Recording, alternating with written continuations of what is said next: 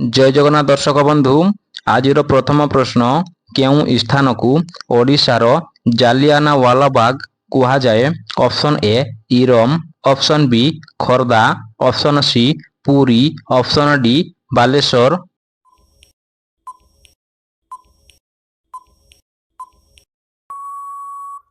एहार सठिक उत्तरटी हेउछि friends option A Eram. Friends एहा 1942 मसीह होइथिला। एहा भद्रक जिले में अवस्थित। परवर्ती प्रश्न फ्रेंड्स भारतर प्रथम मुख्य विचारपति किए थिले।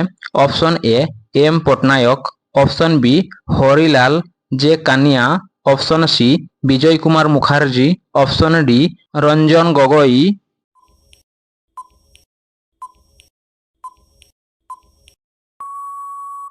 एहार सठिक उत्तरटी हेउछि friends option B Harilal J Kania. परवर्ती प्रश्न भारतर प्रथम महिला राज्यपाल किए थिले। Option A Sarojini Naidu, option B Sucheta Kripalani, option C Indira Gandhi, option D Pratibha Patil.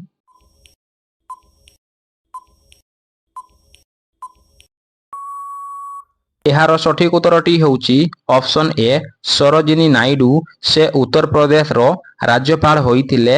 एठारे फ्रेंड्स आपण माने किछिटा पॉइंट मने रखंतु। सुचेता कृपालिनी हेउछंती भारतर प्रथम महिला मुख्यमंत्री एवं इंदिरा गांधी हेउछंती भारतर प्रथम महिला प्रधानमंत्री एवं ऑप्शन डी प्रतिभा पाटिल से हेउछंती भारतर प्रथम महिला राष्ट्रपति। एही पॉइंट गुडी को मध्य आपण माने मने रखिबे फ्रेंड्स। परवर्ती प्रश्न भारतर प्रथम बैंक केउंटी थिला। Option A State Bank of India, option B Bank of Hindustan, option C Punjab National Bank, option D Reserve Bank of India.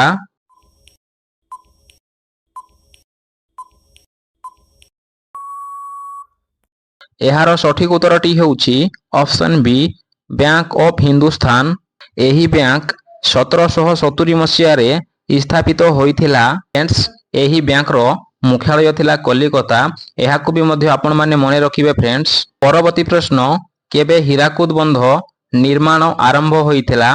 Option A 1946 मसीहा, ऑप्शन बी 1947 मसीहा, ऑप्शन सी 1948 मसीहा, ऑप्शन डी 1950 मसीहा।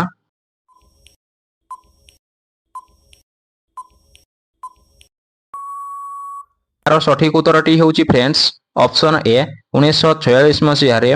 एठारे आपण माने आउ गोटिए पॉइंट मने रखंतु। एही बंध 12 एप्रिल 1948 मसीह रे कार्य शेष हैला। एहाकु इनागुरेट करिथिले आम भारतर प्रधानमंत्री जवाहरलाल नेहरू।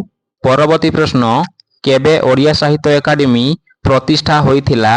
ऑप्शन ए 1953 मसीहा, ऑप्शन बी 1954 मसीहा, ऑप्शन सी 1956 मसीहा, ऑप्शन डी 1957 मसीहा।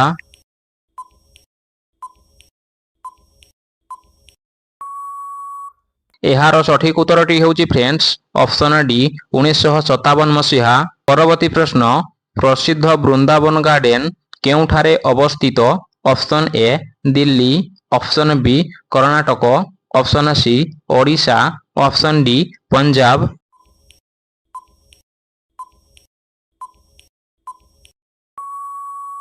एहार सठिक उत्तरटी हेउछि फ्रेंड्स ऑप्शन बी कर्नाटक। परवर्ती प्रश्न संसदर केउं सभाटी एक स्थायी सभा अटे। Option A Lok Sabha, option B Rajya Sabha, option C Vidhan Parishad, option D विधानसभा।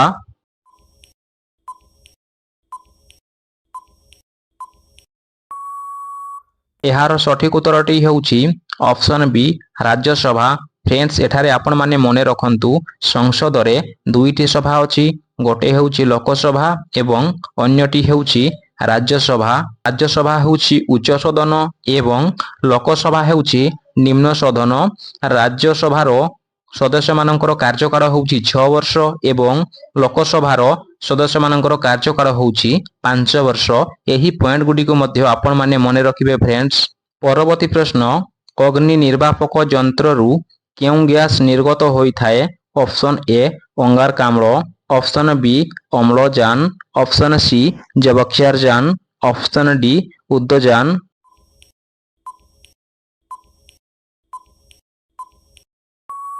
ଏହାର ସଠିକ ଉତ୍ତରଟି ହେଉଛି ଅପସନ ଏ ଅଙ୍ଗାରକାମ୍ଳ। ଏହାର ସିମ୍ବଲ ବା ପ୍ରତୀକ ହେଉଛି CO2। ଏଠାରେ ଫ୍ରେଣ୍ଡସ୍ ଆପଣମାନେ ମନେ ରଖନ୍ତୁ ନିଆଁକୁ ଜଳାଇବାରେ ସାହାଯ୍ୟ କରିଥାଏ ଆମର ଅମ୍ଳଜାନ। ପରବର୍ତ୍ତୀ ପ୍ରଶ୍ନ, କେଉଁଥିରୁ ଆଲୁମିନିୟମ ମିଳିଥାଏ? ଅପସନ ଏ ଲୁହାପଥର, ଅପସନ ବି ବକ୍ସାଇଟ୍, ଅପସନ ସି କୋଇଲା, ଅପସନ ଡି ଚୂନପଥର।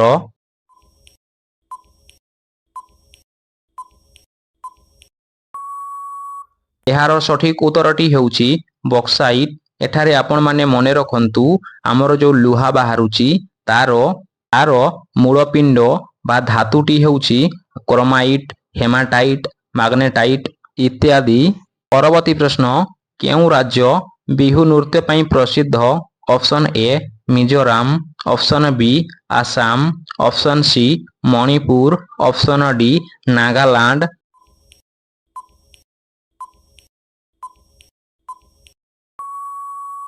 ଏହାର ସଠିକ ଉତ୍ତରଟି ହେଉଛି ଫ୍ରେଣ୍ଡସ୍ ଅପସନ ବି ଆସାମ।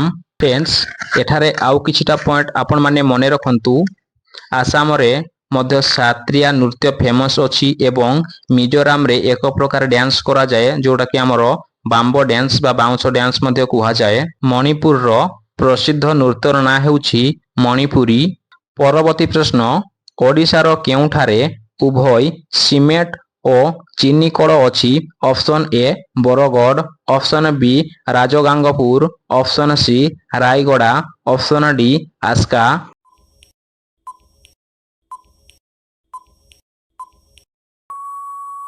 ଏହାର ସଠିକ ଉତ୍ତରଟି ହେଉଛି ଫ୍ରେଣ୍ଡସ୍ ଅପସନ ଡି ଆସ୍କା। ଏହା ଗଞ୍ଜାମ ଜିଲ୍ଲାରେ ଅବସ୍ଥିତ। ପରବର୍ତ୍ତୀ ପ୍ରଶ୍ନ, ବିଶ୍ୱ ପରିବେଶ ଦିବସ କେବେ ପାଳନ କରାଯାଏ? ଅପସନ ଏ ମଇ 1, option B June 5, option C October 30, option D December 12।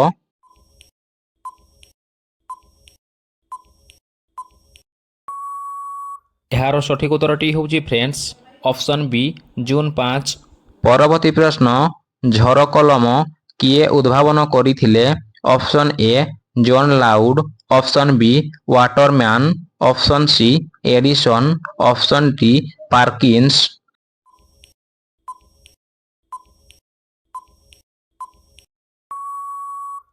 ଏହାର ସଠିକ ଉତ୍ତରଟି ହେଉଛି ଅପସନ ବି ୱାଟରମ୍ୟାନ୍। ପରବର୍ତ୍ତୀ ପ୍ରଶ୍ନ, ଭୋପାଳ ଗ୍ୟାସ ଦୁର୍ଘଟଣା କେଉଁ ଗ୍ୟାସ ଯୋଗୁଁ ହୋଇଥିଲା? Option A ozone, option B ଅମ୍ଳଜାନ, option C methyl isocyanate, option D ଅଙ୍ଗାରକାମ୍ଳ।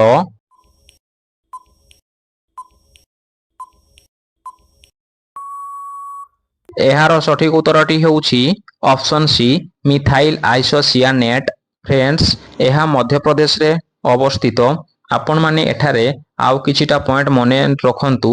ଆମର ଯେଉଁଟା ରହିଛି ଅପସନ ଏ ଓଜୋନ ସ୍ତର, ଏହା ଆମର ବାୟୁମଣ୍ଡଳରେ ଅବସ୍ଥିତ ଏବଂ ଆପଣମାନେ ତ ଜାଣିଛନ୍ତି ବାୟୁମଣ୍ଡଳରେ ଅମ୍ଳଜାନର ପରିମାଣ 21% ଅଛି ଏବଂ ଅଙ୍ଗାରକାମ୍ଳର ପରିମାଣ 0.02% ଅଛି। ଏହାର ପ୍ରତୀକ ହେଉଛି CO2।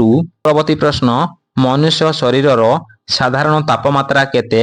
Option A 99.4 degree Fahrenheit, option B 99.5 degree Fahrenheit, option C 98.5 degree Fahrenheit, option D 98.4 degree Fahrenheit.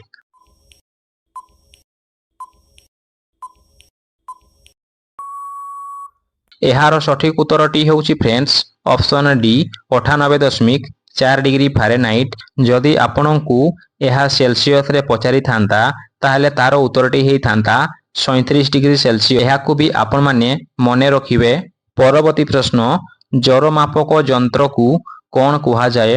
Option A thermometer, option B stethoscope, option C lactometer, option D microscope.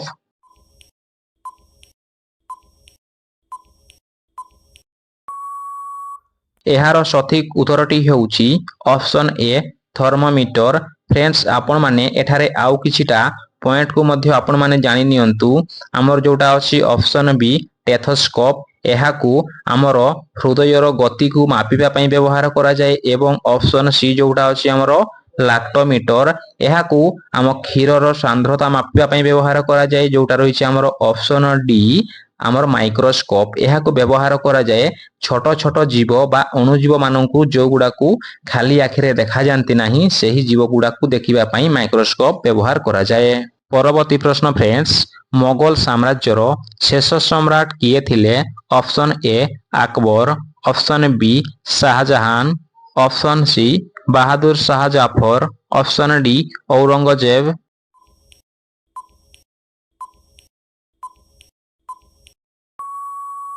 ଏହାର ସଠିକ ଉତ୍ତରଟି ହେଉଛି friends option C Bahadur Shah Zafar ବା ଏହାକୁ Bahadur Shah second ବୋଲି ମଧ୍ୟ କୁହାଯାଏ। Friends, ଆପଣମାନେ ଏଠାରେ ମନେ ରଖନ୍ତୁ ମୋଗଲ ସାମ୍ରାଜ୍ୟର ପ୍ରତିଷ୍ଠା କରିଥିଲେ ବାବର। ପରବର୍ତ୍ତୀ ପ୍ରଶ୍ନ, ଚନ୍ଦ୍ରଯାନ 1 ମିଶନ କେବେ ଆରମ୍ଭ ହୋଇଥିଲା?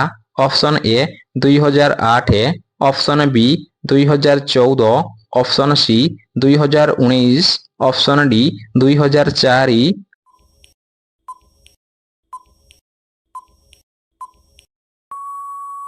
ଏହାର ସଠିକ ଉତ୍ତରଟି ହେଉଛି ଫ୍ରେଣ୍ଡସ୍ ଅପସନ ଏ 2008 ଏବଂ ଏହାର ମାସଟାକୁ ମଧ୍ୟ ଆପଣମାନେ ଜାଣି ନିଅନ୍ତୁ 22 ଅକ୍ଟୋବର। ପରବର୍ତ୍ତୀ ପ୍ରଶ୍ନ, ଭାରତର ପ୍ରଥମ ପରମାଣୁ ପରୀକ୍ଷା କେଉଁ ସ୍ଥାନରେ ହୋଇଥିଲା? Option A Pokhran, option B Jaipur, option C Hyderabad, option D Mumbai.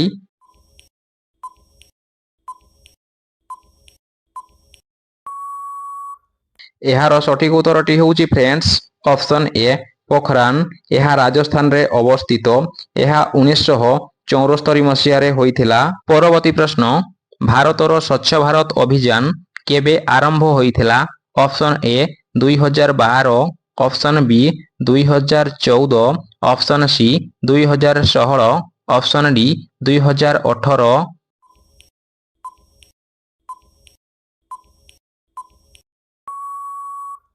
Friends, ଏହି ପ୍ରଶ୍ନଟି ଆପଣମାନଙ୍କ ପାଇଁ ରହିଛି। ଆପଣମାନେ ଏହି ପ୍ରଶ୍ନର ଉତ୍ତରଟିକୁ କମେଣ୍ଟ ବକ୍ସ ମାଧ୍ୟମରେ କମେଣ୍ଟ କରିଦିଅନ୍ତୁ। ଫ୍ରେଣ୍ଡସ୍, ଯଦି ଭିଡ଼ିଓଟି ଆପଣଙ୍କୁ ଭଲ ଲାଗୁଥାଏ ତାହେଲେ ଭିଡ଼ିଓକୁ ଲାଇକ୍, ସେୟାର ଏବଂ ଚ୍ୟାନେଲକୁ ସବସ୍କ୍ରାଇବ କରିବାକୁ ଜମାରୁ ବି ଭୁଲିବେନି। ଦେଖା ହେବା ପରବର୍ତ୍ତୀ ଭିଡ଼ିଓରେ ଫ୍ରେଣ୍ଡସ୍। Thank you.